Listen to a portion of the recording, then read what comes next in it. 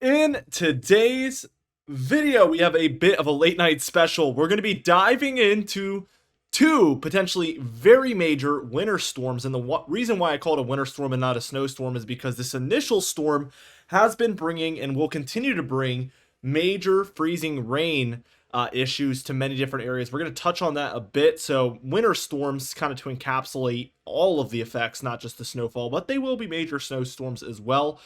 We have seen the resurgence of the second major snowstorm, even potentially much more major than this first one, possibly blizzard conditions. We do have blizzard warnings actually out for this first snowstorm.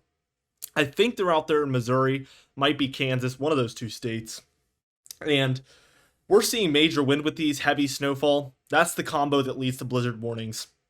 It has nothing to do with accumulation and everything to do with visibility and just the sheer amount of wind and snowfall in the air. So we're going to be touching on this. I told you guys, buckle up. It's going to be a roller coaster with this second one. And I'm not surprised. I'm not really surprised at all that we've seen this second one pop up again as a major East Coast threat for a snowstorm. So let's just dive into it. We'll take a look at it together. I want to move us towards like overnight tonight when you're kind of watching this video, or maybe a bit after. So we're looking at 4 a.m., right? I don't think much of you are watching this at this hour, but overnight we're going to see heavy snowfall across Missouri and Illinois here, northern Indiana and central Indiana, as well as central and northern Ohio, and then into portions of the heart of the Mid-Atlantic like northern Virginia, Maryland, DC, Delaware in there, so kind of the heart of the Mid-Atlantic there, as I mentioned. We do see this major freezing rain around for Kentucky, West Virginia, Southern Virginia, even my neck of the woods, overnight tomorrow. So this is going to be all happening again tomorrow night. We do see a lot of that snowfall for the day tomorrow as well, back in Kansas, Nebraska, Missouri, freezing rain across southern Missouri, southern Illinois, southern Indiana. A lot of Kentucky there seeing that as well, and we could have major freezing rain accumulation in those areas, which, as you know, is extremely problematic, not only for driving, but also for trees. You can see all sorts of damage with these types of situations. As we reach the back end, here is 10 p.m. on Monday, and what we see is some snowfall in areas that have been receiving freezing rain or rain throughout this storm. Could see some accumulation further south in Virginia, areas in Tennessee and North Carolina, Kentucky where we had freezing rain. So these southern areas do get some back end snowfall, perhaps 1 or 2 inches for some of these spots, maybe a little bit more. Nothing crazy, especially when compared to these northern mid-Atlantic areas where we might see 8-10 inches of snowfall. So some major, very plowable snowfall occurring. This is going to give way to the coldest air that we're going to see here in this pattern. Tuesday the 7th, rather cold. Wednesday the 8th, perhaps even colder. There is some snow showers around for the Great Lakes, Ohio Valley, northeast.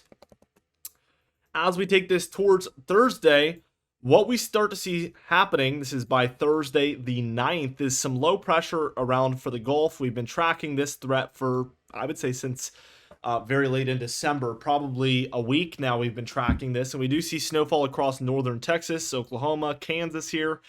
Some freezing rain perhaps for Louisiana and Arkansas. This is only about 5 days away, so we are no longer in the long range with this system. It is now entered into the medium range. And in very timely fashion, these models have bounced back with showing this threat. I'm going to just pull up Friday for you guys.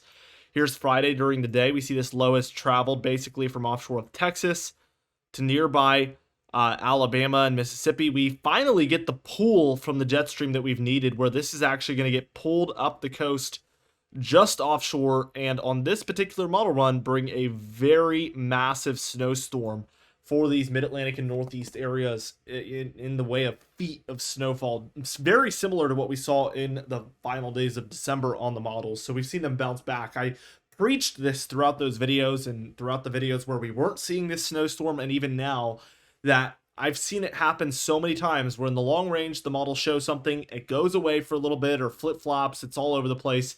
And then it kind of consolidates into something that looks very similar to the initial forecast. Could this still go away? Yes, this could still be a roller coaster from this point forward as well.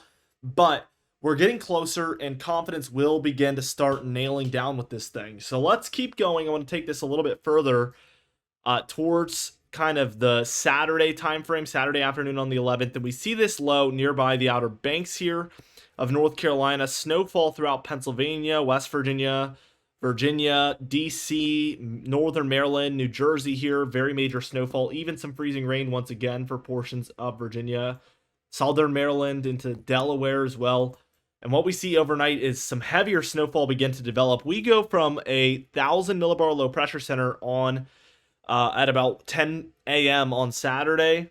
I'm going to move this forward to 10 a.m. Well, we don't even have to go to 10 a.m. Here's 1 a.m. The next day on Sunday. So just a few hours later.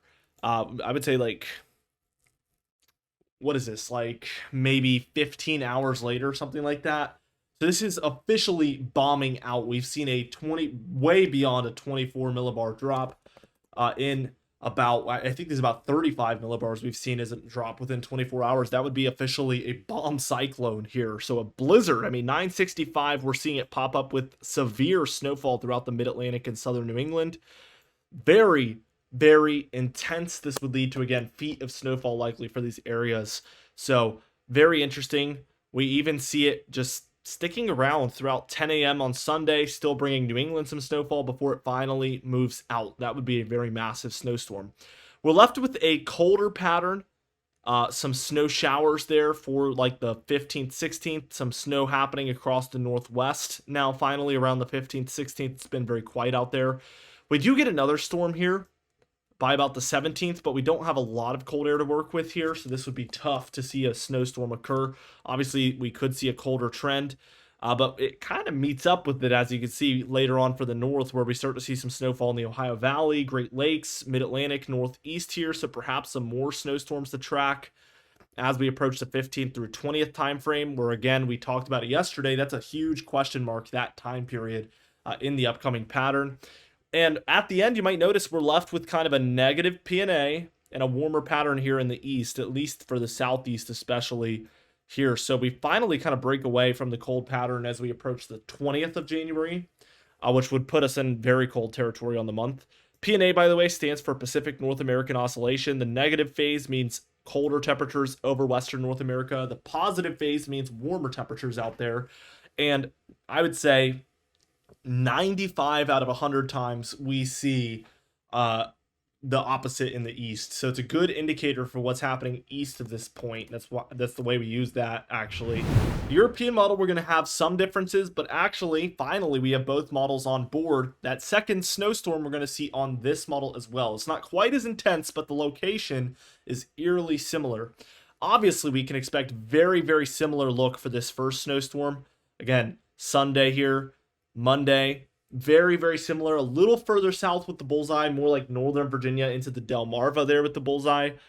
Still some back-end snowfall for a lot of folks there across Virginia, Kentucky, West Virginia, even Northern North Carolina perhaps, before that moves out. Here we go for Wednesday the 8th, Thursday the 9th. Again, we start to see something kind of flourishing down here in the south central states. Here's by the time we're reaching Friday the 10th here. The only difference, I think, is that the low doesn't travel underneath, like, and then up. It kind of just wants to head straight up. So we see a little bit of a difference, but it's going to be a similar outcome. We get heavier snowfall here across portions of the plains like Oklahoma, Kansas, Missouri, Arkansas, Illinois, Kentucky, Tennessee. So more snowfall for you guys, where we've kind of already been seeing it with this first storm that's coming up. And then for Saturday, again, Ohio Valley, Mid-Atlantic, Northeast there, where our low is now offshore of the Mid-Atlantic. Again, a little bit less intense, but still would be a very plowable snowfall event. So this is the first time I can officially say with at least the 10th, 11th snowfall threat that we have seen both models show a major snowstorm. So that is an accomplishment in and of itself. Definitely something that's very noteworthy and should give us something to work with as far as confidence. As we move forward, we see this actually becomes much more major for New England. Also kind of bombing out here. 1,003 there at about 7 a.m. on Saturday.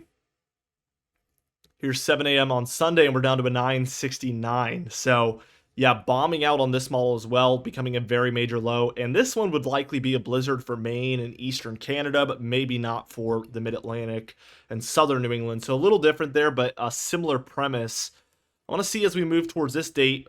What's interesting is we do actually get the low pressure kind of trying to form in here. The only difference is we have a very prominent positive PNA still around by the 16th here on this European model, and that's why we see the very intense cold air still moving into the east over this entire time period.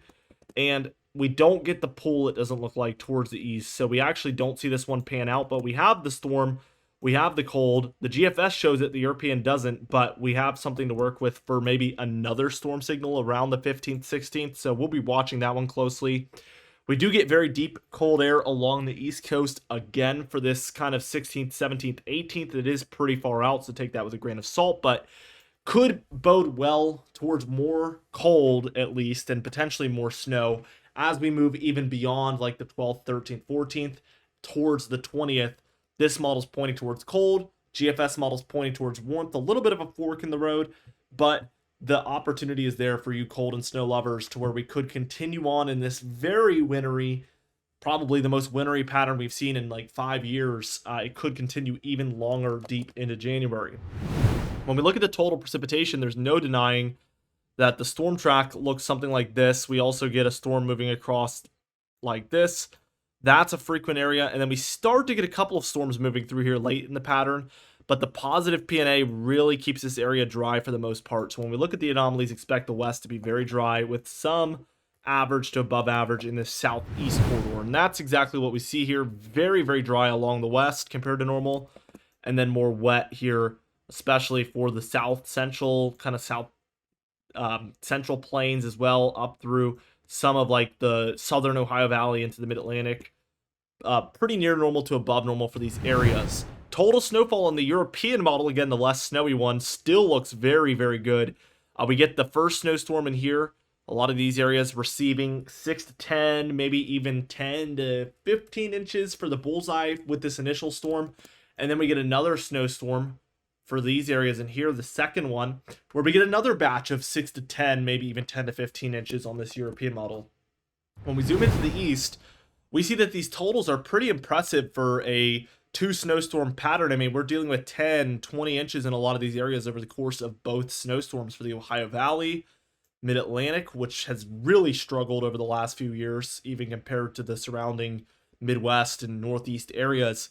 This Mid-Atlantic area has seen almost nothing for the past 3 winters, and now they're cashing in on at least 1 major snowstorm, maybe even 2 here over the coming days. So I'm very happy for you guys. Wish I could cash in more in my neck of the woods here, but looks like I'm going to see flakes, maybe even an inch or 2. So I'm happy about that. Hopefully it overperforms for me. Everybody keep your fingers crossed for direct weather. I'd love that, to see snowfall. And I'm filming vlogs again, by the way, kind of off topic, but my New Year's resolution is to make a vlog at least once a month during 2025, so that would be included if I did see snowfall, or at least flakes. So be looking forward to that. We'll obviously share that on these videos, so you'll know when it's uploaded. Here's the GFS model's total snowfall, which we could tell goes a step above the European model. Similar areas, though, we see snowstorm number 1 is in here. This is taking the totals of both. So again, amounts kind of are similar, 6 to 10, maybe 10 to 15 in some remote bullseye locations. I'm mostly keying in on the mountains of West Virginia, Maryland, and Pennsylvania for that bullseye of perhaps 10 inches plus. That's a better way to put it. Instead of 10 to 15, I'd say 10 inches plus is a safe bet for the bullseye.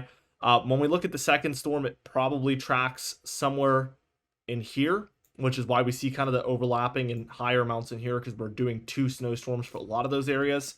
I want to zoom into the east because these amounts are quite impressive. Instead of seeing 10 to 20, we're seeing 20 to 30 throughout a lot of these kind of lighter blue areas throughout the Ohio Valley, Mid-Atlantic, Northeast. This would obviously be crushing for these areas.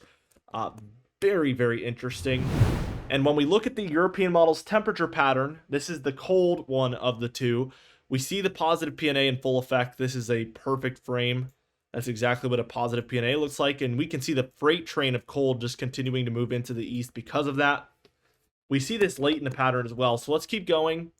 We see that brief warm up with our storm as that warm front comes through. And then we're left with very cold air here for the 7th, the 8th, the 9th. This is very many areas dealing with 15 to 25, maybe even 25 degrees or more below normal temperature. So this is very, very far from what's normal for you guys.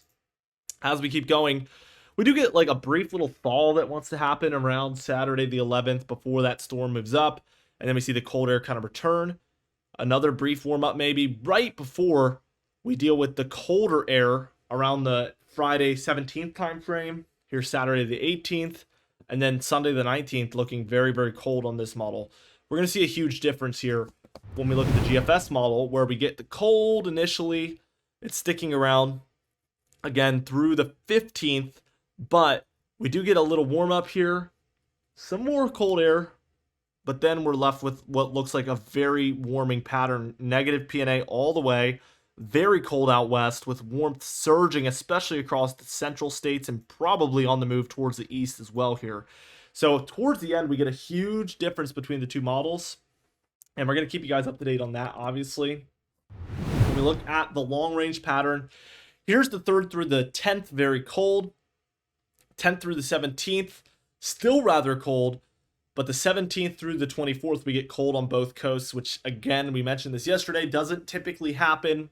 This is an ensemble model, and what that means is that there's like 10 to 20 members here, and we're taking the mean average of all of those and putting it on screen. But when they disagree with each other greatly, we end up with what I like to call an averaged out look, where we end up with something that is not in the realm of what's expected at all, but because it's the mean average and they're very separated apart, we end up with something that none of them are individually calling for.